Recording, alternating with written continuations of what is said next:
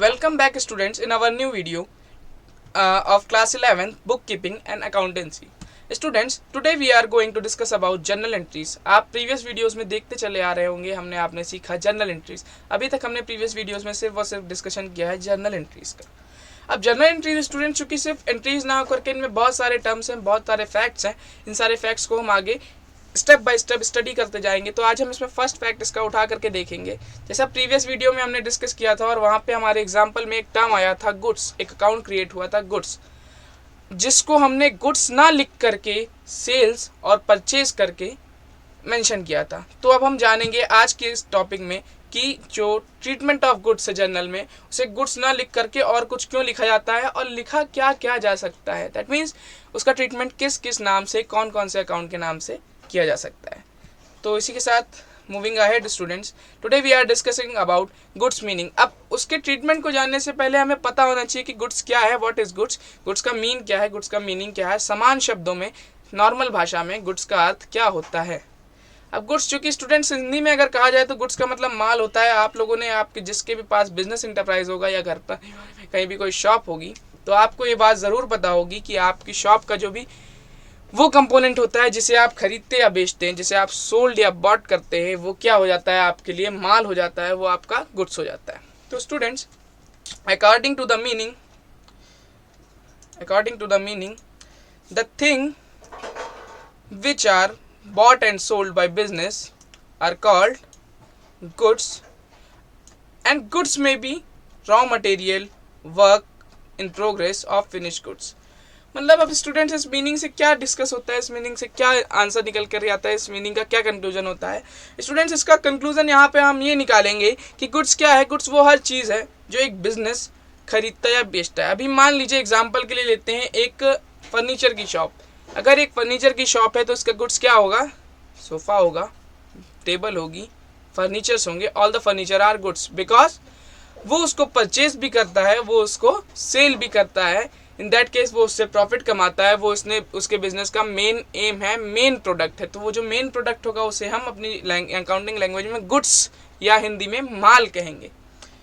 अच्छा, गुड्स क्या क्या हो सकता है. अब आप सोचेंगे गुड्स क्या हो सकता है. अब मान लीजिए मेरी हार्डवेयर की शॉप है, मेरी वुड की शॉप है, तो वुड मेरे लिए गुड्स है. अब वुड क्या हो सकता है, वुड रॉ मटेरियल है ना, वुड कुछ फिनिश्ड प्रोडक्ट तो है नहीं. आप लकड़ी ले आके घर में क्या करो, कुछ बनाओगे तो उससे, तो वुड क्या हो जाएगा, हमारा रॉ मटेरियल हो जाएगा. बट वो भी गुड्स हो सकता है. क्यों? Because of the business. अब बिजनेस का जो भी नेचर होगा, बिजनेस जिस भी चीज़ का होगा, जिस भी वस्तु का होगा, जिस भी आइटम का होगा, वो बिजनेस का गुड्स हो जाएगा. Clear? Now we are going to the next thing, treatment of goods. अब ट्रीटमेंट ऑफ गुड्स का मतलब अभी जैसे प्रीवियस वीडियो में हमने देखा था, वहाँ पे हमने गुड्स को गुड्स ना लिख करके कुछ और लिखा था, सेल्स लिखा था, परचेज लिखा था, हाँ स्टॉक भी लिखा था. तो अगर ऐसी बात है तो हम सोचेंगे कि ऐसा क्यों.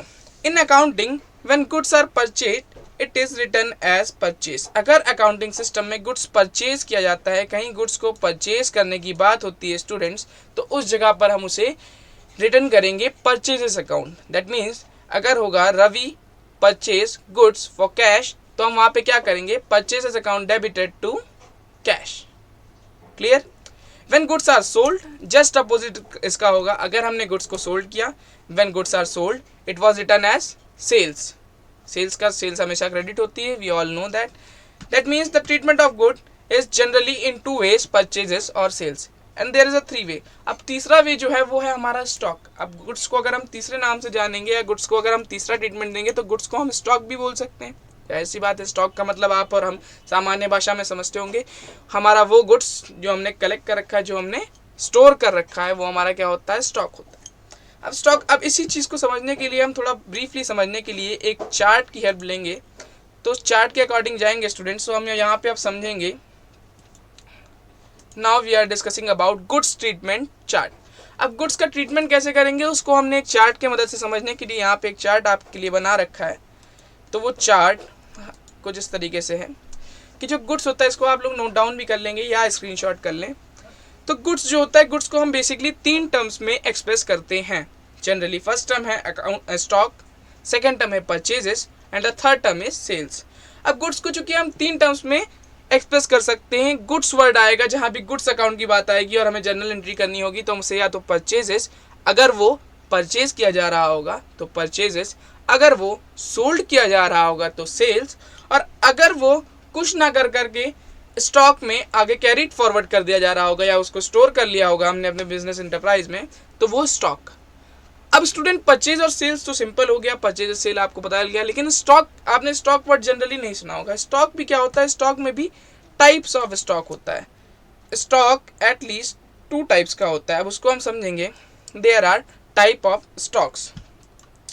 तो स्टूडेंट्स टाइप्स ऑफ स्टॉक जो है हमारे, वो जनरली 2 टाइप के होते हैं। अब स्टॉक को हम स्टॉक ना लिख करके बल्कि उसको 2 तरीके के स्टॉक में लिखते हैं। First opening stock and second one is closing stock. Opening stock वो होता है स्टूडेंट्स जो बिजनेस के कमेंसमेंट के वक्त, यानी बिजनेस के स्टार्ट के वक्त, यानी बिजनेस के उद्गम के वक्त, जिस वक्त बिजनेस स्टार्ट होता है उस वक्त जो हमारे पास total stock, total goods stored होता है, उसे हम ओपनिंग स्टॉक कहते हैं, या प्रारंभिक रहतिया जो कि हिंदी भाषा का शब्द है वो कहते हैं। And the second word is closing stock. जैसा कि उसके नाम से जाहिर हो रहा है, अब स्टॉक का मतलब आपको पता है, स्टॉक का मतलब हमारा गुड्स जो स्टोर है, जिसे हिंदी में स्कंद भी कह सकते हैं। तो हमारा जो स्टोर्ड गुड है उसको हम स्टॉक कह रहे हैं। तो ओपनिंग हो गया जहाँ बिजनेस कमेंस हो रहा है, जहाँ बिजनेस स्टार्ट है। And the closing one is जहाँ बिजनेस क्लोज हो रहा है। अब इसको हम एक एग्जाम्पल से समझेंगे। मान लीजिए एक सब्जी वाला है। अब सब्जी वाले के पास क्या सीन है, सब्जी वाला शाम को उसके पास क्या होगा, कुछ ना कुछ सब्जियां बच जाएंगी, जनरली सारी सब्जियां तो बिक नहीं जाएंगी। तो जो उसने सुबह मान लीजिए अगर 10 किलो आलू लगाए थे बेचने के लिए, तो उसका ओपनिंग स्टॉक था, और मान लीजिए 8 किलो वो बेच ले गया। रात में जितना उसके पास टोटल स्टॉक लेफ्ट हुआ तो वो क्या हो जाएगा, हमारा क्लोजिंग स्टॉक हो जाएगा। ठीक है। नेक्स्ट स्टूडेंट, अब क्लोजिंग स्टॉक को समझने के बाद हम नेक्स्ट एक इलस्ट्रेशन लेंगे और उस इलस्ट्रेशन के अकॉर्डिंग हम इस क्वेश्चन को, इस टर्म को समझने की कोशिश करेंगे। अब जनरली स्टूडेंट जनरल में जो इलस्ट्रेशंस होते हैं, तो हमने एक यहाँ पे इलस्ट्रेशन ले रखा है। वो इलस्ट्रेशन है, Jayashree is a sole proprietor having a previous store following all the transaction during the month of January of 2018 journalize them. That means अभी क्वेश्चन आप चूंकि अकाउंटिंग के स्टूडेंट्स हैं और हम प्रीवियस वीडियोस देख चुके हैं, तो आप इतना तो समझ ही गए होंगे स्टूडेंट्स। नेक्स्ट क्या है कि अब हम इस क्वेश्चन को सॉल्व करेंगे और इस क्वेश्चन की जनरल एंट्रीज को डिस्कस करेंगे कि क्यों ऐसा हुआ। तो सबसे पहले ये क्वेश्चन हम आपका रिटन डाउन कर लेंगे। इसमें फर्स्ट एंट्री बन रही है student, commencement business with cash. अब इसकी एंट्री हम लोगों ने प्रीवियस कर रखी है, तो हम इसके बारे में जानकारी रखते हैं। हम ये क्वेश्चन पहले पूरा रिटन डाउन कर लेंगे। तो ये हमारा क्वेश्चन बेसिकली 2 पार्ट्स में है। अभी आप इसका स्क्रीनशॉट ले सकते हैं, इधर आप इसको नोट डाउन कर सकते हैं पॉज करके वीडियो यहाँ पर। Next part of the question is in this slide: paid salary by cash, paid Lipton and Company by check for the purchase of 4 Jan, bought furniture for cash, paid electricity charges by cash, and the last one is bank paid insurance premium on furniture as per standing instructions. Now student, question were done. अब हम यहाँ पे बात करेंगे solution की। तो जो question तो हमारा हो चुका है, after the question we have to go on the solution, जिससे कि हमारा ये कॉन्सेप्ट क्लियर हो जाएगा, ये जो अकाउंट में गुड्स का टर्म है वो क्लियर हो जाएगा, ट्रीटमेंट ऑफ गुड्स क्लियर हो जाएगा। तो उसके लिए हम एक सॉल्यूशन लेंगे। हम एक जर्नल के इलस्ट्रेशन को सॉल्व करते हुए आगे बढ़ेंगे। तो ये हम यहाँ पे इस टाइम पे पहली जनरल एंट्री अपनी सॉल्व करेंगे। तो स्टूडेंट्स पहली जनरल एंट्री हमारी क्या बन रही है, commencement of business with cash जी। तो अब आप हमें बताइए कि इसका सॉल्यूशन क्या होगा। इसका सॉल्यूशन स्टूडेंट्स, आप सबसे पहले तो आपको फॉर्मेट ऑफ जर्नल आपको पता होगा, अगर नहीं पता है तो आप हमारे प्रीवियस वीडियो में जाकर के देखिए, वहाँ पे आपको फॉर्मेट ऑफ जर्नल पता चलेगा। तो first of all you have to make a format like that. इस फॉर्मेट को बनाने के बाद आपको सबसे पहले क्या करना है, इसमें आइडेंटिफाई करना है कि कौन सा अकाउंट यूज हुआ है। Commencement with cash. अच्छा students, golden rule of accountancy आप लोग प्रीवियस वीडियोस में पढ़ चुके हैं और आपको उसके बारे में जानकारी है। तो दैट मीन्स आपके लिए ये एंट्री तो बहुत ही सिंपल हो जाएगी, because of cash is a real account. And when real account का गोल्डन रूल क्या होता है स्टूडेंट्स, बिल्कुल आपको पता है गोल्डन रूल क्या होता है। What comes in is debited, what goes out is credited. अब कैश क्या हो रहा है स्टूडेंट, बिजनेस में क्या हो रहा है, कैश कम्स इन हो रहा है, दैट मीन्स कैश हमारे बिजनेस में आ रहा है, हमारे बिजनेस में लग रहा है, हमारे बिजनेस में ऐड हो रहा है, तो हम कैश अकाउंट को डेबिटेड कर देंगे। और जयश्लीस का क्या है, जयश्ली का कैपिटल जो है वो क्रेडिट कर देंगे। नेक्स्ट बढ़ते हैं, नेक्स्ट एंट्री की ओर जाएंगे। तो नेक्स्ट एंट्री है हमारी students, our next entry is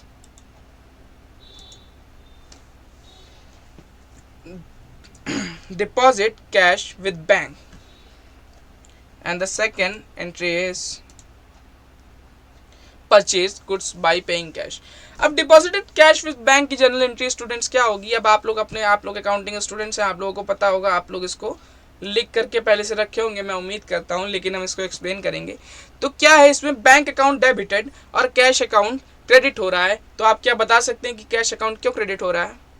अगर आपको पता है तो कमेंट सेक्शन में ज़रूर बताएं, otherwise we have to go that cash क्या हो रहा है इस केस में। अगर हम कैश डिपॉजिट कर रहे हैं, दैट मीन्स हम क्या कर रहे हैं, कैश को दे रहे हैं, कैश हमारे बिजनेस से जा रहा है, भले ही हम डिपॉजिट कर रहे हो अपने बैंक अकाउंट में दे रहे हो, लेकिन बैंक में रिसीव हो रहा है। और बैंक चूंकि एक क्या है, बैंक क्या है, personal account, and bank is a receiver, bank में हम पैसे जमा कर रहे हैं, that means bank account is debited and the second account is real account. और रियल अकाउंट के रूल के अकॉर्डिंग अगर हम देखेंगे तो कैश क्या हो रहा है, हमारा बिजनेस से बाहर जा रहा है। एट दैट पॉइंट अगर कैश बिजनेस से बाहर जा रहा है तो कैश अकाउंट क्या हो जाएगा स्टूडेंट्स, क्रेडिट हो जाएगा। कैश अकाउंट क्रेडिट होने जाएगा तो हम यहाँ पे इसकी जनरल एंट्री बनेगी bank account debited to cash. अब इसका नरेशन कुछ इस टाइप से बनेगा, being deposited cash into bank.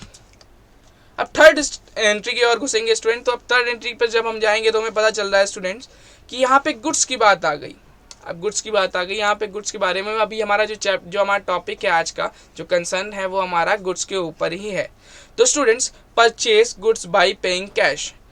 अब यहाँ पे बात आई गुड्स की और कैश की। यहाँ पे आपको जनरल देखने को क्या मिल रहा है, दो अकाउंट देखने को मिल रहे हैं, एक गुड्स और दूसरा कैश। लेकिन अब आपको पता है, अभी तक पता चल चुका होगा कि हम गुड्स को गुड्स ना लिख करके, अगर वो परचेज कर रहे हो तो परचेजेस, अगर सेल्स कर रहे हो तो सेल्स, अगर स्टॉक में रख रहे हो तो स्टॉक ओपनिंग और क्लोजिंग जो भी हो तो वो करके लिखते हैं। तो जनरली इस एंट्री में क्या है, purchase goods by paying cash, यानी गुड्स क्या कर रहे हैं, कैश पे करके गुड्स खरीद रहे हैं। अब कैश का पेमेंट कर दिया तो कैश क्या हो रहा है, हमारे बिजनेस से बाहर जा रहा है। और गुड्स जो है परचेज कर लिया तो गुड्स क्या है, रियल अकाउंट है, और गुड्स हमारे बिजनेस में क्या हो रहा है, अंदर आ रहा है। गुड्स हम रिसीव कर रहे हैं, हमने पैसे दे दिए, पैसे पे किए तो कैश हो गया क्रेडिट। गुड्स हमने रिसीव किया, गुड्स हमारे बिजनेस में आया तो गुड्स क्या हो जाएगा, क्रेडिट। अब गुड्स को हम यहाँ पे गुड्स ना लिखते हुए चूंकि परचेज है तो परचेज लिख देंगे, that means the entry will be purchases account debited to cash. Now student going on the next entry, next solution, next entry के ऊपर जाएंगे तो हमारी जो फोर्थ नंबर की जो एंट्री थी वो एंट्री है purchased goods from Lipton and को ऑन क्रेडिट। स्टूडेंट ध्यान देने वाली एंट्री है ये, काफ़ी आपके लिए बहुत, ये एंट्रीज आपको आगे मिलेंगी। And the next entry is sold goods to Joy and received cash. देखिए जहाँ स्टूडेंट्स कैश की बात आ जाती है वहाँ तो पैसे पे हो गए, वहाँ पेमेंट हो गया, लेकिन जब बात उधार की होगी, जब बात क्रेडिट की होगी तो वहाँ पे जायज़ सी बात है आपकी जनरल एंट्रीज में कुछ बदलाव होंगे।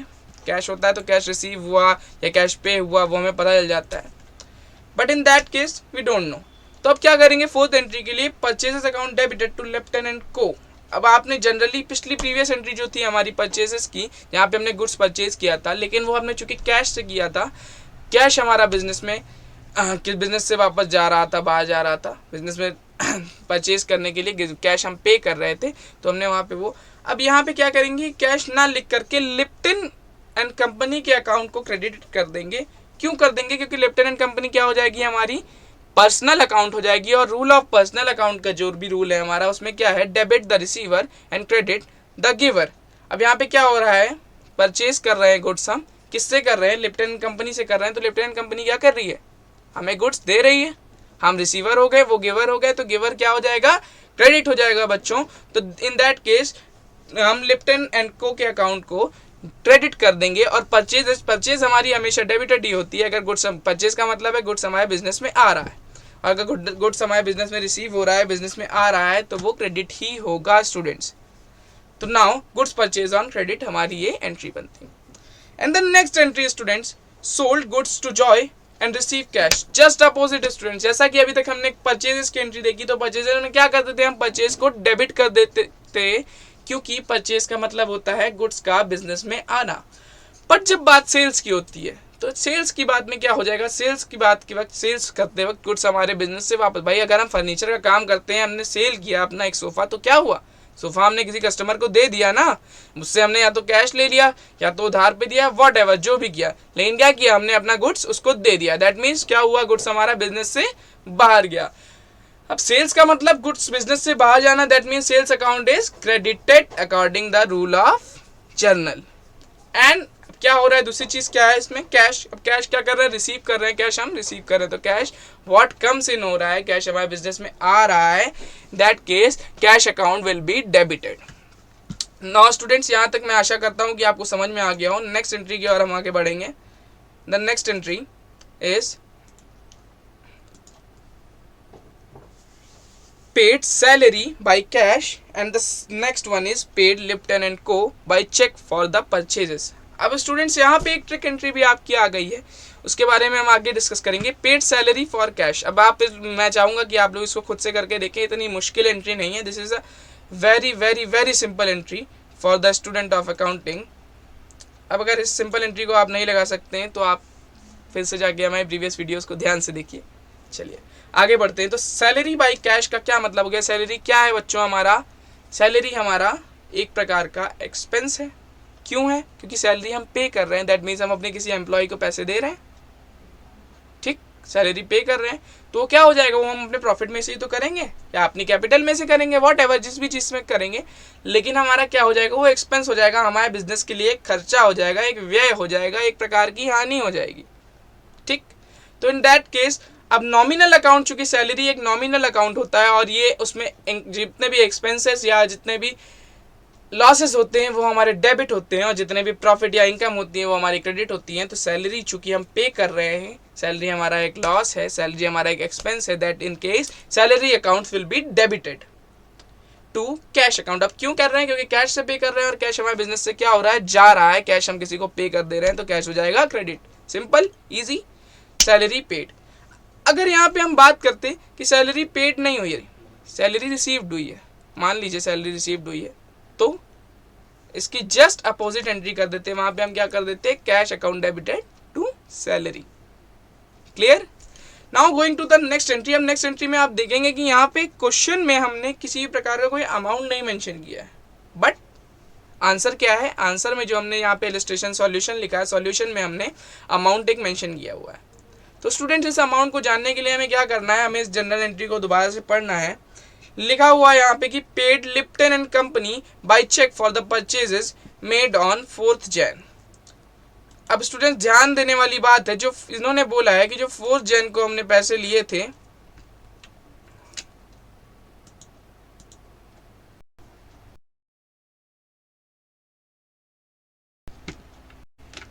यस स्टूडेंट, तो यहाँ पे जो अमाउंट है वो क्या हो जाएगा हमारा, जो हमने 4th Jan को परचेज की थी, जहाँ पे आपको क्रेडिट की बात हुई थी, वहाँ पे हमने क्या किया था, लिप्टन अकाउंट को क्रेडिट कर दिया था। क्यों कर दिया था, क्योंकि हमने उनको पैसे नहीं पे किए थे, हमने वहाँ पे अपनी क्रेडिट पे माल ले लिया था, उनसे उधार माल ले लिया था।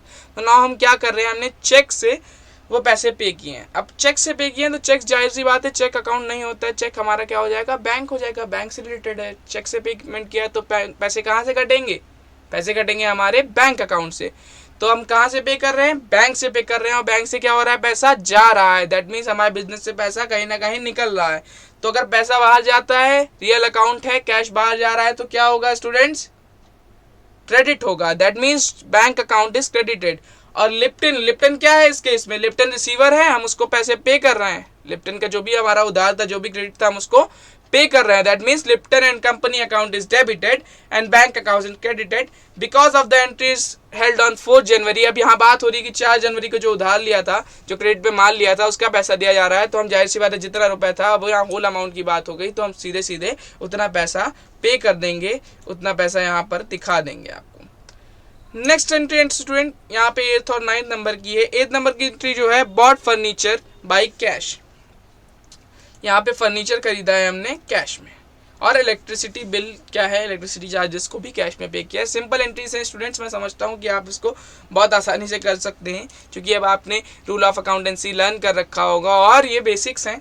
जाहिर सी बात है, आप टैलेंटेड स्टूडेंट्स हैं, आपके लिए कुछ भी मुश्किल नहीं है। तो यहाँ पे 8th जन की एंट्री देखेंगे हम, furniture account debited to cash. Is this a good entry, is this a right entry? क्या ये सॉल्यूशन सही है? If you are agree then comment yourself. अब यहाँ पे हम समझेंगे फर्नीचर अकाउंट डेबिट क्यों हुआ। स्टूडेंट्स, जैसा कि आप सभी समझ चुके होंगे अब तक, बॉट फर्नीचर दैट मीन्स हमने फर्नीचर खरीदा है, फर्नीचर हमारे बिजनेस में आया है, फर्नीचर एक प्रकार की एसेट है, दैट मीन्स वो रियल अकाउंट है। और रियल अकाउंट में अगर कुछ भी हमारे बिजनेस में आता है, कुछ भी हम रिसीव करते हैं, कुछ भी इनसाइड द बिजनेस आता है, तो वो क्या होता है? डेबिट होता है स्टूडेंट्स। और कैश भी रियल अकाउंट है। कैश क्या कर रहे हैं हम? पे कर रहे हैं। फर्नीचर लिया तो भाई कैसे लिया? पैसे देकर लिया ना, पैसे पे किए हमने उसके लिए। तो जब हमने पैसे पे किए हैं स्टूडेंट्स, तो कैश हमारा क्या हो जाएगा? क्रेडिट हो जाएगा। तो हम नरेशन लिखेंगे इसका, being furniture bought for cash. Next students, अब जनरल आपका एक बिजनेस है, एक दुकान होगी, एक शॉप होगी, हो सकता है एक कारखाना हो, एक मिल हो, एक प्रोडक्शन हाउस हो, कुछ भी हो सकता है, बड़े से बड़ा, छोटे से छोटा। तो जनरल स्टूडेंट्स आप इलेक्ट्रिसिटी चार्जेस तो पे करेंगे, जाहिर सी बात है। Without electricity nothing is possible, कुछ भी पॉसिबल नहीं हो पाता है। तो इलेक्ट्रिसिटी चार्जेस की एंट्री तो हमें पता होनी चाहिए ना। तो इलेक्ट्रिसिटी चार्जेस क्या है? एक प्रकार के चार्ज है, एक प्रकार का एक्सपेंस है हमारे बिजनेस के लिए। और all the expenses are debited for nominal account. अब नॉमिनल अकाउंट के हिसाब से सारे एक्सपेंस क्या हो जाएंगे? हमारे डेबिट हो जाएंगे, सारे इनकम क्रेडिट हो जाएंगे। तो अगर ये एक्सपेंस है तो ऑटोमेटिकली क्या हो जाएगा? यहाँ पे इलेक्ट्रिसिटी चार्जेस अकाउंट डेबिटेड। अब दूसरी चीज क्या है इसमें? कैश है। कैश क्या हो रहा है? हमारे बिजनेस से बाहर जा रहा है। कैश हमारे बिजनेस से बाहर जा रहा है, दैट मीन्स यहाँ पे कैश हमारा क्रेडिट हो जाएगा। और नरेशन हमारा आ जाएगा, electricity charge paid by cash. Now the last entry student 10th of Jan की, जहाँ पे है bank paid insurance premium on furniture as per standing instructions. अब यहाँ पे अमाउंट भी आपको दे रखा है 300 रुपये। तो स्टूडेंट्स इसकी जनरल एंट्री क्या बन जाएगी? इंश्योरेंस प्रीमियम क्या कर रहे हैं हम? पे कर रहे हैं स्टूडेंट्स। इंश्योरेंस प्रीमियम हम पे कर रहे हैं। और कुछ भी अब हमारे पे कर रहे हैं, कोई भी तरीके का पेमेंट कर रहे हैं, तो क्या है? हमारा एक्सपेंस है। और अगर वो एक्सपेंस है, हमारी लायबिलिटी में एक्सपेंस आता है, तो एक्सपेंस को अभी प्रीवियस एंट्री में हमने क्या देखा है? एक्सपेंस सारे डेबिट होते हैं। इन that case insurance premium debit. अब डेबिट तो हो रहा है, लेकिन पैसा पे कहाँ से हो रहा है? पैसा पे हो रहा है बैंक से, बैंक के द्वारा पे किया जा रहा है, ठीक है। लेकिन ओवरऑल पैसा जा तो हमारे बिजनेस से रहा है, और बैंक से कुछ भी करेंगे तो बैंक से पेमेंट तो पैसे की होगी, बात तो कैश की होगी भाई साहब। तो क्या निकल के आएगा इसका आंसर? इसका आंसर हो जाएगा bank account credited, because of cash हमारे बिजनेस से बाहर जा रहा है, कैश हमारे अकाउंट से बाहर जा रहा है। दैट मीन्स हम यहाँ पे insurance premium account debited to bank account कर देंगे। और इसका नरेशन होगा, being insurance premium on furniture paid. That's all students for today, and we are going to catch the next video. अब हम अगली बातें जो है नेक्स्ट वीडियो में करेंगे। अब तब तक के लिए आपसे गुड बाय। और अगर हमारा चैनल अच्छा लगा हो, आपको हमारा कंटेंट अच्छा लग रहा हो, और आप ऐसी और वीडियोस चाहते हो, तो please like, subscribe, comment and share @sanjeevshukla-19। Thank you for watching. तब तक के लिए